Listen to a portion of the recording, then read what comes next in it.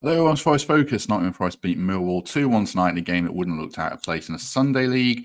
Forest held up their side of the bargain, though, as they played well in victory with goals from Chris Wood and Callum Hudson-Odoi. They did lose Elliot Anderson to a nasty-looking injury, though, as Millwall picked up 4 bookings and put in some pretty ridiculous tackles, especially in the second half. So we'll discuss all that in the company of, first of all, Emily Anderson. Emily, good to have you with us. How are you doing? Yeah, I'm good, thank you. It feels like ages since I've been on, so really good to be on and loving the new theme tune. Oh, God. It's a bit late night love-esque, isn't it?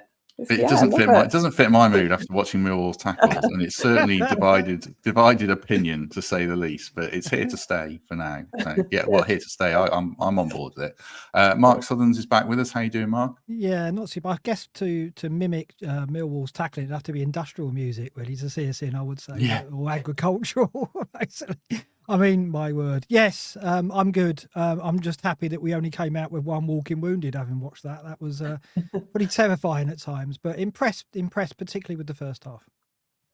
Yeah, we'll get into, especially, I agree totally, Mark. We'll discuss all that. I mean, I don't really get bothered at all by pre-season, Emily, but I'm really pissed off just because with Millwall, I mean, I don't know. It's a bit stereotypical to say it was a mistake to play them, but it would be ludicrous to play them again in a year, wouldn't it? Do you know what, Matt? As I was watching the game and those tackles kept flying in and they were hacking down our players at will, I thought, why on earth have we chosen Millwall as a friendly game? And for them as a team, as a championship team, that they'll be hoping to possibly push for promotion, surely they wanted to, work on fitness and work on strategies, a bit like that's what pre-season's for. But it felt like their main role tonight was to hack our players down and to try and injure them.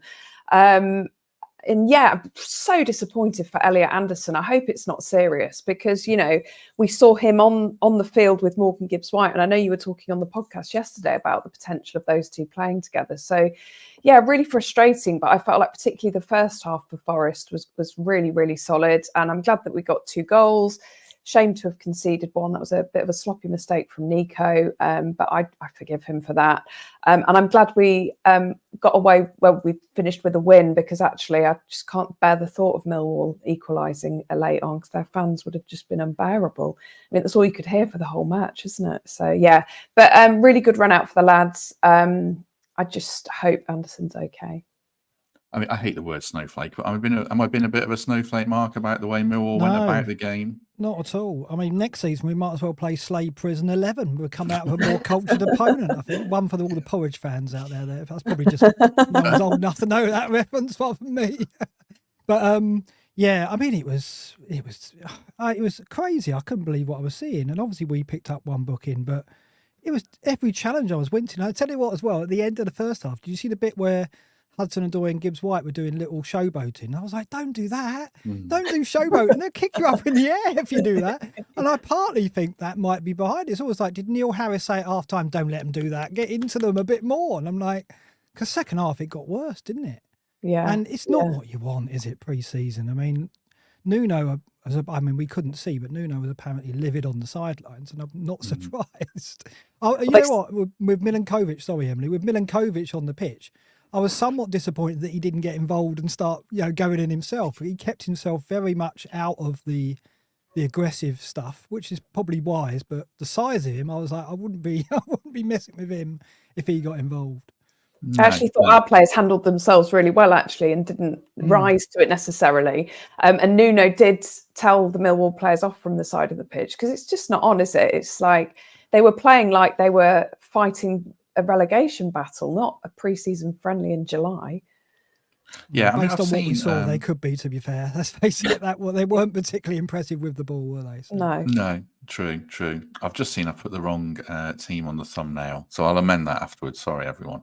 Left it as Saturday's game. Yeah, I mean, I've seen like Joe Bryan being interviewed, and he seems a nice guy, but he set the tone in the first half, going after Moreira. I mean, I don't know if he thought he's a kid and you could, leave a mark on him, but then that tackle on Nico. I mean, that was probably in any other game. That's a red card. So, yeah, that really... I mean, I actually tweeted, Emily, with 10 minutes to go, Forest should walk off because they're not going to gain anything from this. Who cares if they score or concede another goal?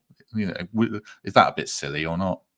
Well, I think it might be a bit extreme to walk off the pitch, but it must have been really frustrating for the players and the staff to watch that. And, you know, like Mark said, possibly at half time, the manager said to them, don't give Forest an inch. Let's show them that, you know, we can match up to them. And you know what? It was man v boys tonight. Millwall really didn't lay a glove on us. I know they got their goal and they had spells in the second half, but particularly in the first half, we were just passing the ball all around at will. They were chasing shadows and they couldn't get the ball.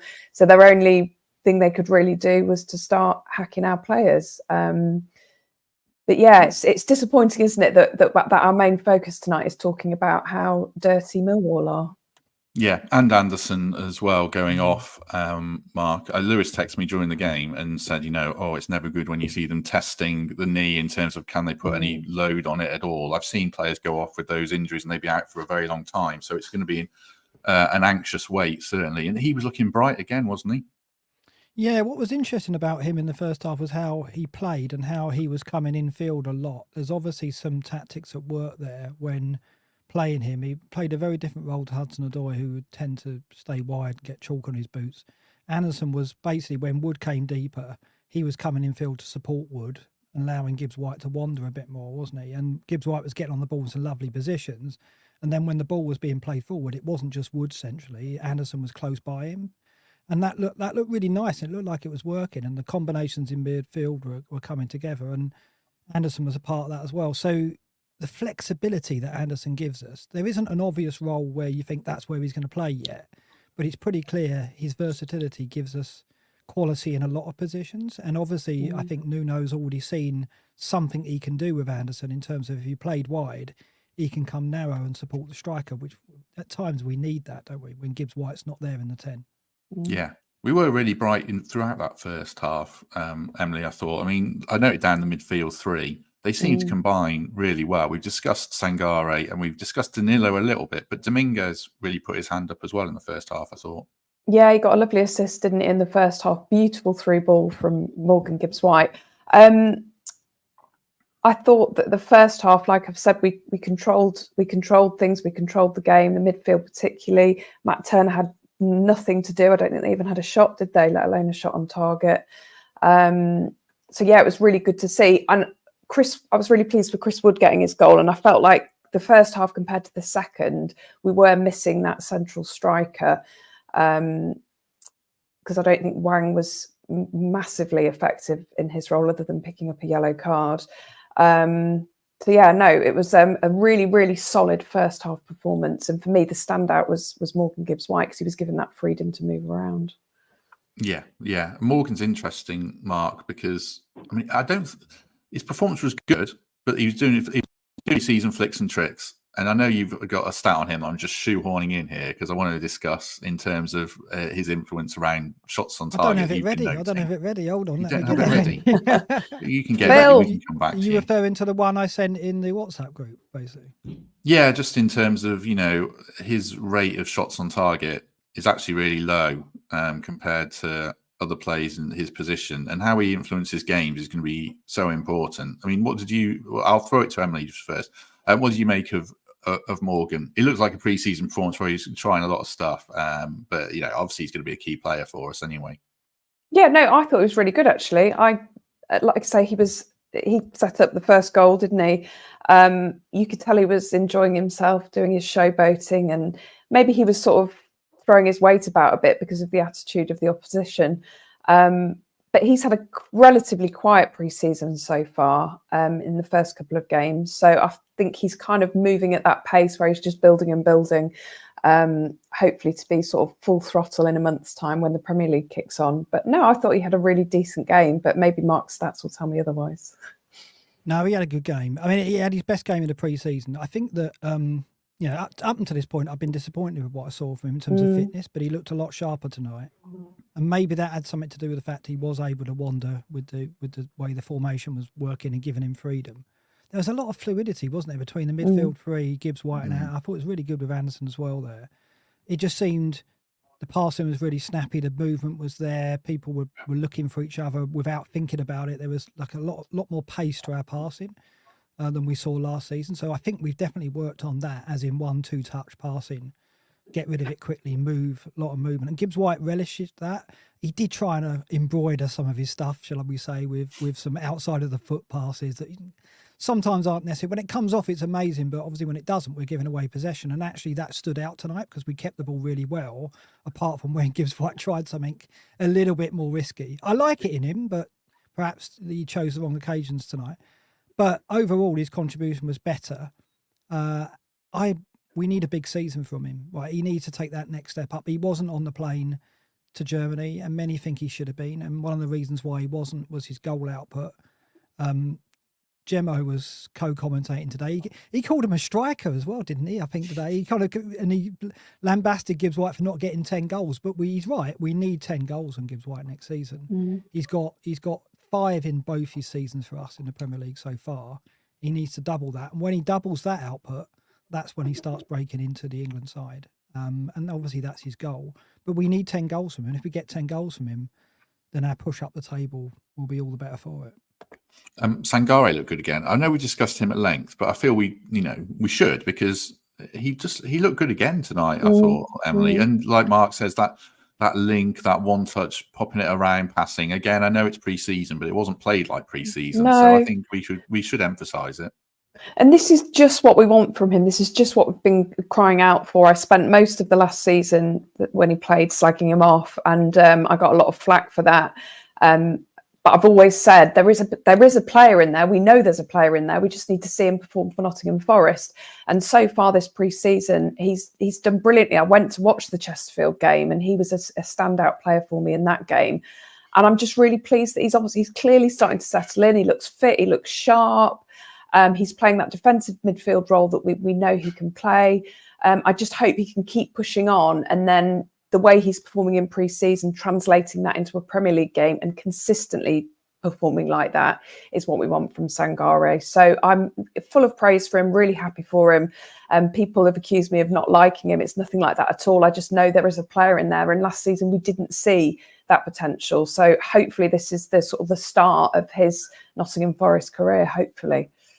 The other player I want to discuss first half that Philip references here, Mark, is Moreira, who started the game very brightly, and I think he's done really well.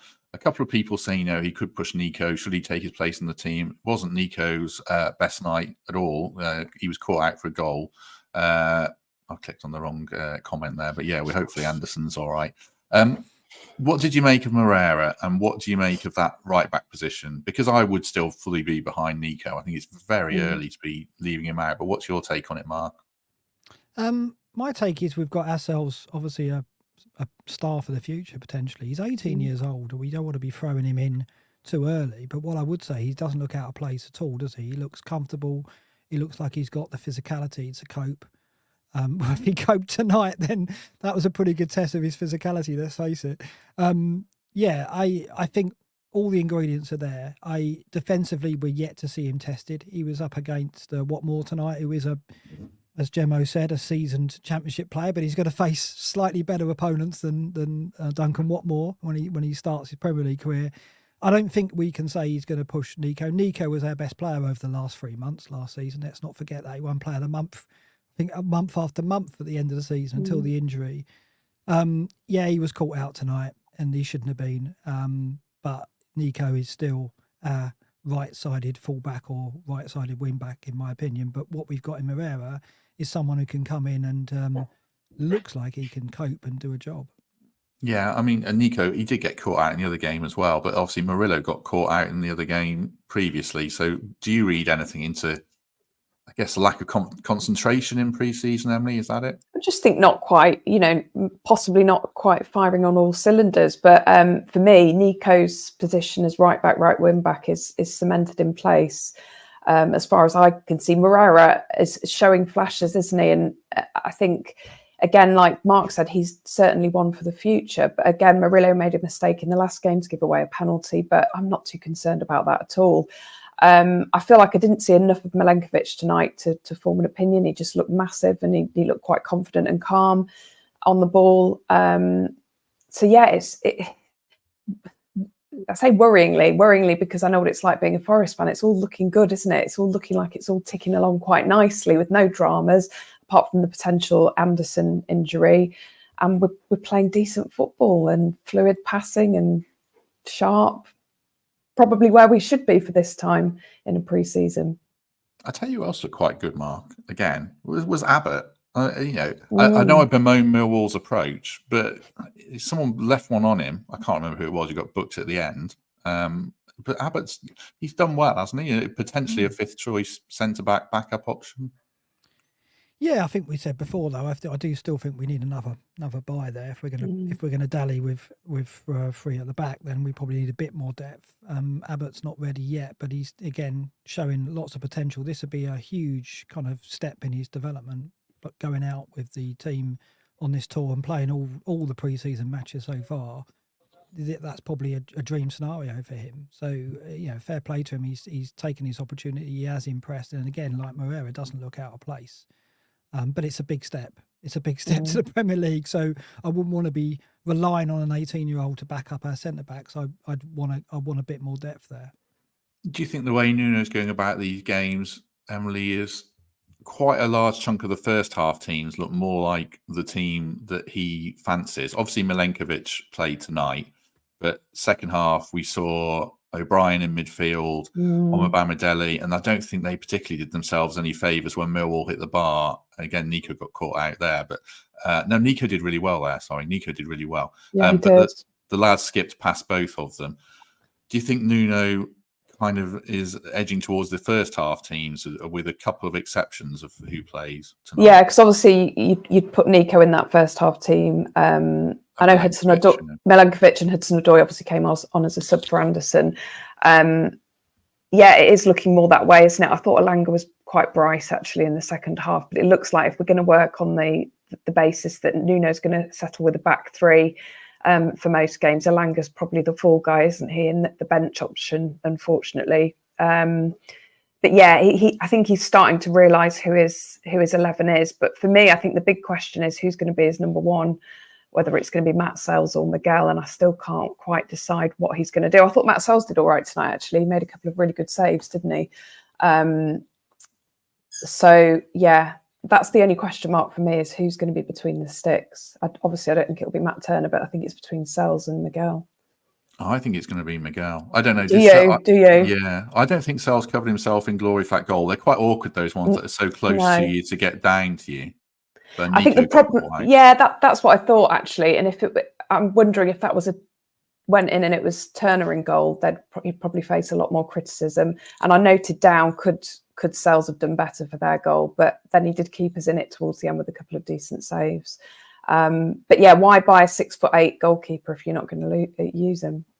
Forest media team, Mark, are absolutely loving putting out footage of Miguel. I don't know if you watch it, but he's making some flying saves in training, which is interesting. Any keeper does that, really, I think, at that level. But yeah, any thoughts on how that number one battle's shaping up? Yeah, it's interesting. I watched that video. I was going, show me one where he's saving it low down, because that's obviously going to be the thing, isn't it? And I'm like, they didn't show any saves low down. Perhaps he let all those ones in. I was like, yeah. I mean, that's going to be the narrative, isn't it? If he plays him, that you shoot low, he's going to struggle. There's no evidence for that yet. I think if you sign a 6'8" keeper, you've invested in him in terms of, well, we think that can work for us. There's no doubt that set pieces are a concern, and he should go some way to help solve that with Milenkovic there as well. I think he starts, yeah. I mean, we'll get our answer. Whoever starts the Villarreal game, whoever starts the Olympiacos game, they will be starting against Bournemouth. Yeah, I think Saturday's the last game against Elche, where we probably see 45 minutes each and stuff like that. I think we'll really get into it soon. The other area of weakness, Mark, or concern, is striker. I know we didn't see Taiwo tonight, but when you see Hwang coming on, and there's issues around that. I mean, I know there was the article in The Athletic saying he's been charged by prosecutors back home for allegedly filming sexual encounters with two women. I should have just given a warning for that. Sorry if you've got kids listening to this. But he protests his innocence. But anyway, from a footballing point of view, though, I mean, he didn't do anything tonight. It shows a real lack of depth, doesn't it, in that area, Mark? Yeah, I mean, he didn't really play up front either. Emily was saying that we didn't have that focal point, and we absolutely didn't. Wood stays central. He's there to hold the ball up and people play off him. Wang didn't really do that. He was coming deep all the time, and then Alanga and Hudson-Odoi were having to narrow the gap, and then we didn't really have a central attacking force at all, and that really meant it was a fairly disjointed second half compared to the first half where we were really fluid. Yeah, I mean, we said it the last time against Sunderland, wasn't it? You know, Dennis could do a job there, but I don't see him as a central striker. There's a lot of talk about Iheanacho. I think that makes a lot of sense. He's a player that I still think has got something to offer, even at the top level. And he has that relationship with Aaron from obviously his international duties as well. So he knows Aaron. I think that that would make sense. And he's a player I wouldn't mind getting on a free if obviously we don't invest. I think investing in that position is very difficult because you have to really spend to get quality. I think someone like Iheanacho or a loan would probably be the most likely outcome. It's not what I'd want. I'd love us to go and spend 35 million on Nketiah, but we're not going to do that, I don't think. So it's going to be something like that to give us that depth. Has Taiwo joined the squad out there now? Then is that Yeah. the Yes. story? Yeah. Right. Yeah. Okay, that's a positive sign then, isn't it? That's a sign that he should get minutes on Saturday. So that's good because we need him. There's no question, and that's what the second half performance and team sheet shows. Yeah, I suppose, Emily, as well, a couple of people referencing Dale Taylor in the comments, who I think scored for the B team, talented young players, had loans. Mark mentions Emmanuel Dennis. Iheanacho is interesting. We should have got your other half on to comment on him, really. I think we asked a couple of people on the podcast and they weren't keen, but maybe you were one of them. But one thing he can do is he can play a couple of different roles. He doesn't have to play as a 9. He can play a deeper. He can even do a job out wide if he needs to. But he did form a good partnership with Vardy, or something like that. I need a Leicester fan. I'm probably butchering this. He had a spell where he scored a lot of goals where either he was playing off Vardy or Vardy was out of the team. And I don't watch Leicester close enough, obviously, to comment on it. But there is something there. Would you be on board with Iheanacho or not? Yeah, I would be actually. And the reason being is I was chatting to Nick about this the other day because he's obviously available on a free and he was really confused as to why Leicester let him go, which tells you everything really, doesn't it? He's actually watching Leicester in a friendly now, so I better not disturb him. Otherwise I'd ask about, oh, here he comes. Nick. Oh, that's not Nick. Don't worry. I was going to say, who was Iheanacho good with? Do you know what? He'd be great as a backup. And I think with the striker thing, you know, like you say, we can't spend big to get an amazing striker. But if Awoniyi and Wood are fit, then we know they can score goals, but we both know that they both won't stay fit. So we do need that third option. And I'd be happy to take on an Iheanacho on a free. That's some textbook live broadcasting there from an experienced live broadcaster. It's not Nick. It's not Nick. I'll carry on. A fun part of pre-season, just quickly going off on a tangent, Mark. A couple of names I was going to mention. Derek mentions Mitrovic in the comments, who's obviously in Saudi, and also Trevor Chalobah. We'll discuss this tomorrow on the podcast, but he's been really forced out by Chelsea. There's some interesting names floating around, aren't there?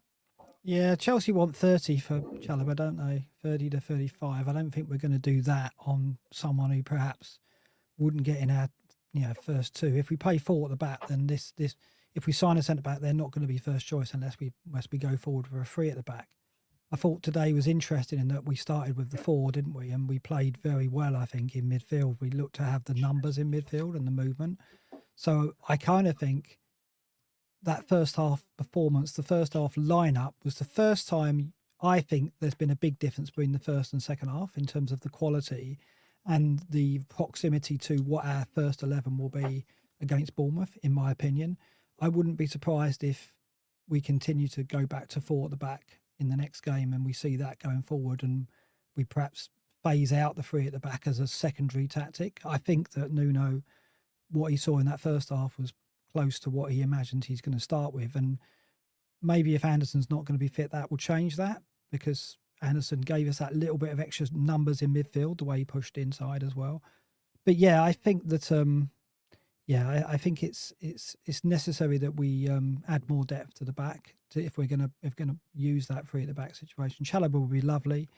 I don't know if we'd spend that much money on him. He's one for the future. He can play out from the back as well, and if we do lose Murillo, he would be a great replacement. Mitrovic, I don't know, we'd have to, what wages we would have to stretch through to get Mitrovic. I like him, he's a quality player, holds the ball up, excellent first-class goal scorer, proven at the Premier League. I haven't heard rumours that he's leaving or we're after him, but if that is the case, he would be very much welcome. Just before I come to Emily's notes or whatever she's got there, is Mark too? A couple of in comments said Mark's too quiet. He sounds fine in my ears. Sounds fine to me. Maybe Emily's I'll too turn myself loud. up. Do you want me? Yeah, or Emily turn herself down. One or the other. How do I do that? Well, Mark turn himself up, then. Mark's the don't worry. technological expert. Mark turned himself up a little bit. What have you got there for us? I've just been talking to my co-producer in the Leicester camp, and he said his best season was when he played as a 2 up front with Vardy. He said he could finish well, knows where the goal is, but when he's playing up front on his own, he can be prone to be quite lazy. He doesn't work hard enough, and his first touch can be awful. So essentially, we need him to play in a 2, and that's the intel I have from the Leicester camp. What excellent scouting report. My daughter just snuck in through the background there. I don't know if anyone can see. She tried to do it subtly and really failed. People saying Mark's a bit quiet. I think he's turned himself up now. I've turned myself up now, yeah. Should be fine. It sounds fine in my ears. Right. What was I going to say? Do us a favour and hit like on the video. 450 people with us. So it'd be great if people could do that. Quick word for the Trent navigation. Of course, do get down there. Pre-match, we've got 2 home games in the first 3, and they're both winnable games. That's for listener Elliot, who always comments if any of us say a game's winnable, because they're all winnable games, Elliot. But enjoy pre-match experience at the Nav with Simon Fothering hosting. He got me up on stage, and it was an absolute nightmare. But other than that, it's a lovely venue. So do go down and support the Nav as they support us so well. Right. Where else to? Before you move on, then, just as a plug, an extra plug, myself and Greg are going to be at the Nav for that match day on an all-dayer. So if that's not worth visiting for, then I don't know what is. Greg on an all-dayer. They might get him up on stage as well then in that case. Or he might put himself up there, shall we say. And I must mention Emma, our friend Emma, she'll be there as well if you want to see Emma. Yes. What better plug could you need than seeing an absolutely... Exactly. The 3 Musketeers on tour. Yeah. An absolutely leathered Greg Mitchell at 2:00 on a Saturday afternoon. That's what we need. There you go. Talk to us about the second goal then, Mark. Did you didn't see it? I did see it back. I missed it because my laptop ran out of battery, but I have seen it since. But go to Emily because she saw the lovely interception. Yeah, lovely interception from Ryan Yates because Millwall looked like they were going on the break, and they lovely interception from Ryan Yates. Sort of flicked it on for Callum Hudson-Odoi. Just a cool finish from a cool customer who is already looking like he's the business, even though it's only pre-season. He had a great end to the season, didn't he? And I just still can't quite believe how little money we got him for when we bought him. And we've got quite a player there who looks really fit and ready. Really good finish to take us 2-0 up. So lovely goal, lovely finish.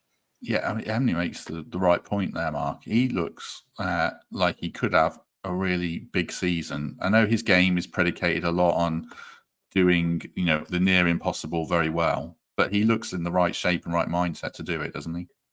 Yeah, I think he's one of many players that actually looks ready. I mean, this is what's surprising for me. It's like if someone said to me, we're playing Saturday, first game of the season, I'd be like, yeah, all right, we're not far off. Whereas this time last year, and I've said it before, we looked miles off a week before the kickoff, and given that Millwall are playing a week earlier than us, we look far fitter than they did and far more, the movement in the first half.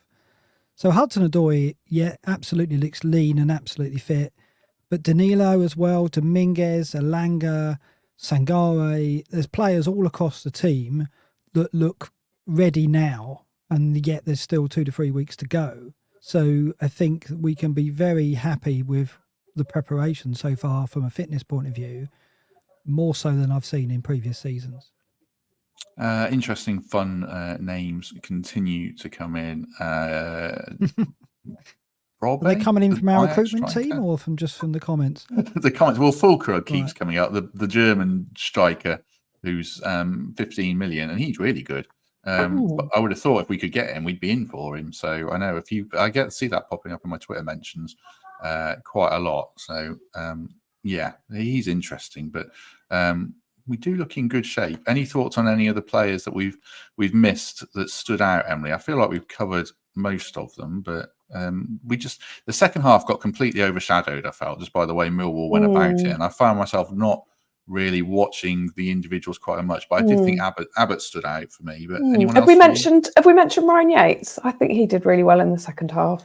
And I feel like he's going to be the forgotten man this season, because it feels like you talked yesterday, didn't you, about us potentially losing the captaincy, and he probably won't necessarily be first name on the team sheet like he often was last season. But I thought he had a decent run out today. And thinking about the last couple of pre-seasons, I tend to go to at least one pre-season friendly, and I went to the Leeds one at Burton Albion last year, which was quite far on in the pre-season, wasn't it? And it was an absolute joke. And I was thinking, how on earth are we going to survive in the Premier League when we're getting mullered by Leeds? Whereas it, like Mark said, we just seem to be working at the right pace. And yeah, I think if we had Bournemouth this Saturday, we'd go, yeah, cool, let's go.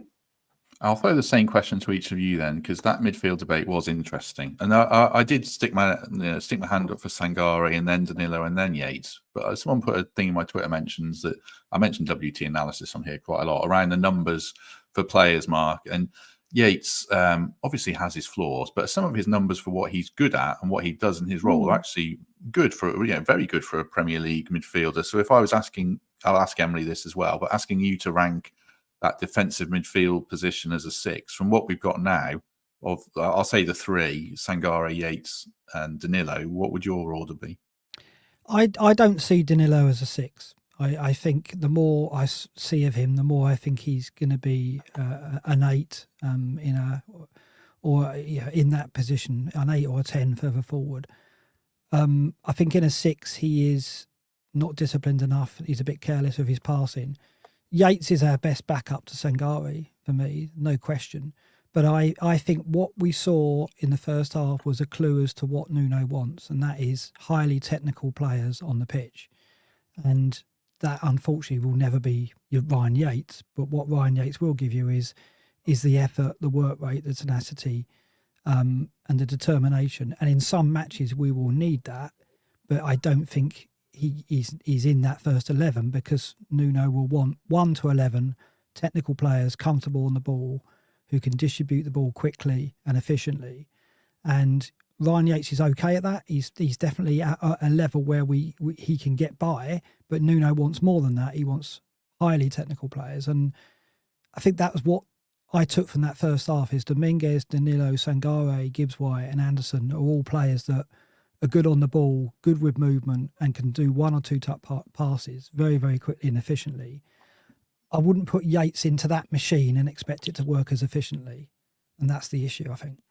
Yeah, I think I threw Danilo in there because he did play there for Palmeiras. That's what we essentially bought him as. Yeah. But I do agree that his game looks better suited. I mean, he's been really good in pre-season. Someone referenced Dominguez, and we have discussed him as well. And I think John's referencing away points here, not home points. Obviously, we're taking home points there, Ryan Yates, but away from home, I think that stat's right, that we haven't done it all well without Yates on the pitch. What about you, Emily, on that debate?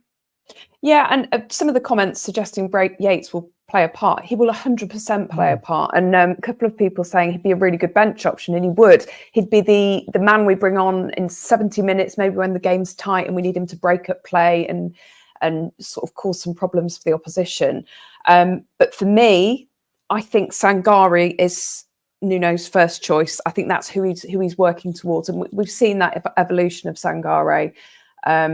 So hopefully that will happen. So he'd be my first choice, number 6. And I totally agree. Danilo was bought as a defensive midfielder, but he's so much better going forward. He's so much happier when he's free to be creative, and he's very forward thinking. So for me, I'd play him further up the pitch with Sangare in that role, and then Yates to switch on as and when. But absolutely, he'll have a place in the team. Yates is the heart and soul of Forest, and he will 100% be there. But I feel like, for all the reasons that Mark said, Sangare is probably going to be the first option for Nuno. I'm putting Mark on the spot again here. Do you have that graphic that you put on one of your podcasts? It might have been the Scout one of fouls won by Forest players. I think Yates might have been on 50. Not by or the Forest same player. as Gibbs White. 57 fouls won. He the it. most of any Forest player. Yeah. And people in the FPL community, just to explain, fouls won has become like an interesting statistic, believe it or not, because it's now counting towards the bonus points. I know everyone's switched off at that point. The audience has just gone down by 50. But come back. I'm going to stop. So fouls won suddenly become interesting, and people in the FPL community kind of, how come Ryan Yates is like the most foul player at Nottingham Forest? I'm like, you want to watch Nottingham Forest because he comes on, as we know, puts his backside in the way and wins a free kick on 3 or 4 occasions to frustrate the opponent. There will be scenarios when we need that. I don't know if there'll be many starting scenarios when we need that. Maybe away from home when we need to dig in, he will start those games. But what I saw in that first half was what looked like a well-oiled machine beginning to take shape. And I don't think Ryan Yates is part of that, but he's a component that comes on second half to kind of add that energy that we will need to see out a game if we're winning. And let's face it, how many times did we get in front in games last season and let it go? So he's got a role to play, but I don't think it's in the first 11. That's why we need another number 6. It was absolutely notable that in the second half we didn't have a 6 because Ryan Yates didn't play that role. We played 3 at the back, so perhaps we didn't need that 6. But that's not going to be a typical second half. If Sangare gets injured, we've got no one to play that role anywhere near as efficiently as he could. We need a sign in there still.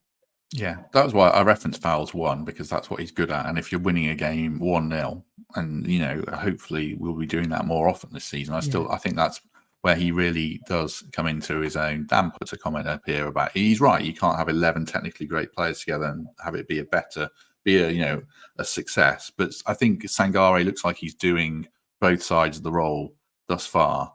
So I'm looking forward to see how he does, especially against Olympiacos and Villarreal, when it's probably the teams that we really need to step up against. There was one other interesting comment, Emily, just before we start winding down, that someone put in. Around the press. It is interesting that Marta referenced fitness, and you said, we look ready to go. I really hope we carry that into this season, especially at home. Let's be positive and let's really get after teams. Yeah, because that was one of our big frustrations and criticisms last year, is that we started games really slowly. We were timid. We were allowing teams to come on to us rather than the other way around. And yeah, the pressing's been really good for the last 3 friendlies, and it just feels like there's slick passing. There's organisation. Everyone knows where they should be. So if we can translate that into Premier League performances, we're hopefully in for a really, really decent season. I just hope we can. Right, just before we come to final thoughts, then I'll put this a little bit higher up. Do stick like on the video. Do subscribe. Do give us a lovely review on iTunes if that's where you listen, or Spotify, and you can become a channel member. All help very much appreciated. Right, final thoughts / any other business from you, Mark? No, I'm just looking forward to the next friendly. I think bit by bit we're going to get more clues as to Nuno's thinking. So I think we got a step forward with that today with the first half selection. It looked stronger, and what we saw was really, really positive. And I think Saturday will get us a step closer, and then obviously the 2 bigger friendlies, Villarreal and Olympiacos, will complete the picture. So I wouldn't be surprised if we do revert back to 4 at the back with Sangare in the 6. But I'd like to see a bit more Milinkovic. I thought he did keep himself to himself. I thought when it got a bit tasty, he might get involved, like I said, but he didn't, which is probably the wisest thing to do. But he looks a monster, doesn't he? So, and he looked very calm on the ball, cultured in possession. So that was positive, but let's see some more of him on Saturday. Yeah, agreed. Good point. Emily, anything from you before we go? Just really hope Elliot Anderson's okay. It'll be really interested to see how he is, what's happened, and whether he's okay. I really, really hope he's okay, because he to me feels like a really bright spark, and I saw him in the flesh at the Chesterfield game and I thought he was really good. So yeah, I hope he's okay, and I'm really excited for the season. What is it, a month now? Less than a month to go, isn't it, till the start of the new season? Very exciting time. So yeah, let's press on. Saturday, hopefully another win, and then the big games. Yeah, Anderson's the big talking point tonight. Yeah, Elliot, not Emily. Sorry, but if that's a bad one, then that's really a disaster. So I hope it's not. It didn't look good, but we'll probably have to wait a couple of days for scans and stuff like that. So we'll keep our fingers crossed. Only thing from me is back tomorrow. Not sure what time or who with, but there's lots of people who can do the podcast, but none of them can do it at the same time. So I'm just trying to line it all up. But we will It's be pre-season. You've got to get your squads together, and you haven't decided your first 11 yet, Matt. So it's fair enough. But hopefully, myself and Emily are in that when you make your final decisions. I'm sure you are, but I need people to confirm their availability in this pre-season. But yeah, right. The other thing as well, we discussed FPL loads on Saturday, and we've got a mini league, and I didn't even mention it stupidly. So the code is on the screen: lowercase e6, and then lowercase oyv, and then a 1. So join it if you haven't already, and the link is in the description if you just want to hit auto link. Have you changed your draft again, Mark? Have you got Haaland in or not? No, I'm just looking forward to demoralising Greg in that league next season. That'd be good. That's fine. God knows what Greg's team's going to be. Yeah. You're in, Emily, aren't you? I'm in, and also Nick, my other half's in, who thinks of himself as a bit of he thinks of himself as an FPL supremo. So please bring him down a peg or two. He won our Euros league. He always wins our family mini FPL league. So if you could just bring him down a peg or two, Mark, that would be fantastic. I'll do my best. He'll only have Leicester players in there that will ruin his season, so it's fine. It'll be fine. He's spending hours on his draft. I mean, it's like a daily. Oh God, yeah. He spends hours. I mean, he's a massive fan of yours, Mark, but that's for another day. Oh, I like him already. That's fine. I do keep clicking and changing. Go on, sorry. I was just going to say he'll be mortified that I've said that on air, but hey, that's live. Well, that's what you get for supporting Leicester. Yeah, I do keep clicking and changing my team, so I need to stop doing that because it's so pointless because we haven't seen loads of friendlies. Have we got Chris Wood in yet, Matt? Have you gone back to Chris Wood? No, I've got Gibbs White. I've had Aina. I've had Hudson-Odoi. I might end up with Miguel. That third striker spot's not had Chris Wood in yet. Muniz or Havertz at the moment. Right, half our audience is completely uninterested in this, so we'll probably end it there. But good to have 450 people with us throughout. Like I say, do hit like if you haven't already. We are back tomorrow, and then we'll be back on. Is the game on Saturday or Friday? It's on Saturday, isn't it? We'll be back on Saturday, hopefully. We'll do another one of these. I've enjoyed this a lot. Yes, Emily, thank you very much. Thank you for having me. It was a pleasure.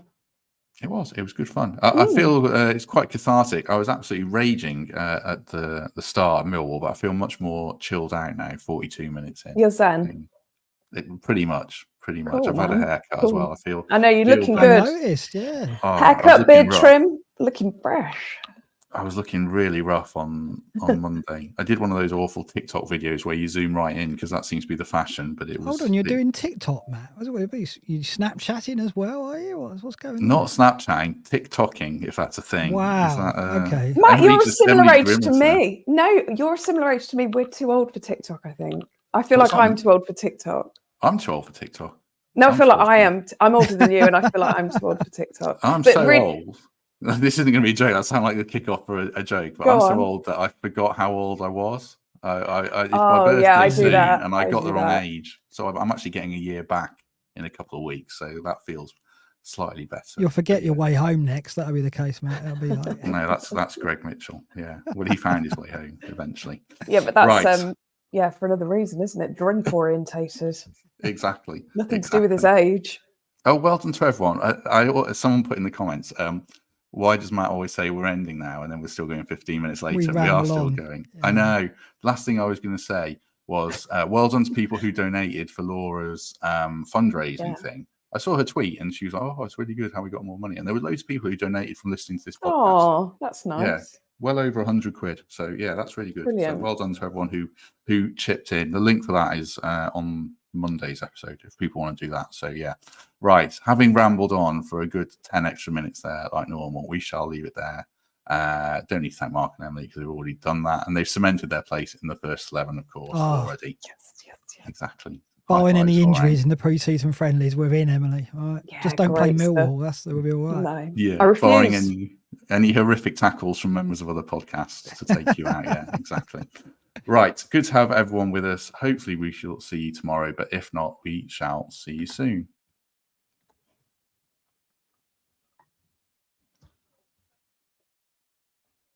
Are we still live? Hang on, I'm going to try and end that again. Otherwise, we might be here for a really long time because the wheel. Hold on, the other day anything. you didn't put live. Now you can't take us off live.